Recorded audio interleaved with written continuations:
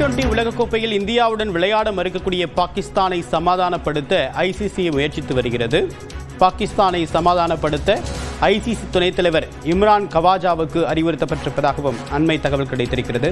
விவரங்களோடு நம்முடைய சிறப்பு செய்தியாளர் சடையாண்டி விவரம் என்ன?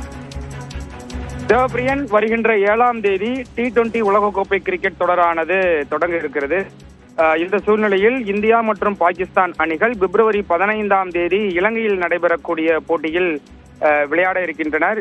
இந்த போட்டிக்கு பாகிஸ்தான் கிரிக்கெட் வாரியம் விளையாட மறுப்பு தெரிவிப்பதன் காரணமாக பல்வேறு விதமான பிரச்சனைகள் எழுந்திருக்கிறது. ஏற்கனவே வங்கதேச கிரிக்கெட் அணி இந்தியாவில் விளையாடுவதற்கு மறுப்பு தெரிவித்தது. அதற்கு ஆதரவு தெரிவித்து பாகிஸ்தான் அணி இந்தியாவுடன் விளையாட தொடர்ந்து மறுத்து வருகிறது. சர்வதேச கிரிக்கெட் சங்கம் பாகிஸ்தானுக்கு பல்வேறு விதமான அறிவுறுத்தல்கள் தொடர்ந்து கொடுத்து கொண்டுதான் இருக்கிறார்கள்.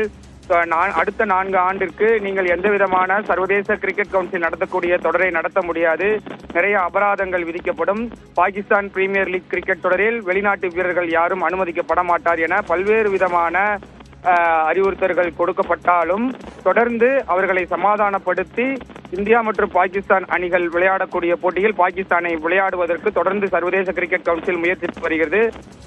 சர்வதேச கிரிக்கெட் கவுன்சிலுடைய துணைத் தலைவர் இம்ரான் கவாஜா தொடர்ந்து பாகிஸ்தான் கிரிக்கெட் வாரியத்திடம் இது தொடர்பாக பேச்சுவார்த்தை நடத்தியிருக்கிறார். இருப்பினும் பாகிஸ்தான் கிரிக்கெட் வாரியத்திடமிருந்து எந்த விதமான தகவலும் இதுவரை கிடைக்கப்பெறவில்லை.